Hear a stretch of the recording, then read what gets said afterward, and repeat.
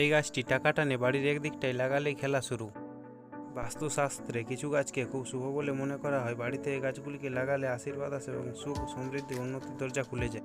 এরকম একটি উদ্ভিদ হলো ক্রেসুলা প্লান্ট। এটি জেড প্লান্ট নামেও পরিচিত। লোকেরা এটিকে অর্থ আকর্ষণ চুম্বকও বলে, কারণ এটি ঘরে রাখার পরে অর্থ পাওয়ার সম্ভাবনা তৈরি হতে শুরু হয়। এই গাছটি দেখতে খুব ছোট হলেও এর প্রভাব অনেক বেশি। এটি সহজেই বাড়িতে, অফিসে, দোকানে, যে কোনো জায়গায় রাখা যায়। অর্থ আকর্ষণের বিশেষত্বের কারণে ক্রেসুলা গাছকে মনি প্লান্ট, গুড লাক প্লান্ট এবং মোহিনী প্লান্টও বলে। আসুন জেনে নেওয়া যাক কোন কোন স্থানে ক্রেসুলা গাছ রাখলে আয় বাড়ে। বাড়ির অর্থনৈতিক অবস্থা উন্নতির জন্য প্রবেশদ্বারের ডান দিকে ক্রেসুলা গাছ রাখা খুবই শুভ। যদি তা সম্ভব না হয় তবে বাড়ির প্রধান ফাটকেও রাখা যেতে পারে। এটা করলে উন্নতির পথ খুলে যায়। একইভাবে কর্মক্ষেত্রেও ক্রেসুলা গাছ রাখা খুবই শুভ। এটি কর্মক্ষেত্রে দক্ষিণ পশ্চিমে রাখলে ইতিবাচকতা আসে, ব্যক্তি আরও ভালোভাবে কাজ করতে সক্ষম হয় এবং সে দ্রুত পদোন্নতি পায়। এই উদ্ভিদ ভেতরে রাখা যেতে পারে, তবে এর জন্য ভালোভাবে খেয়াল রাখতে হবে। ক্রেসুলা উদ্ভিদ বারান্দায় রাখা যেতে পারে, কেবল উত্তর বা পূর্ব দিকে এই গাছ রাখা উচিত। ক্রেসুলা উদ্ভিদ কখনোই ঘরের দক্ষিণ দিকে রাখা উচিত নয়।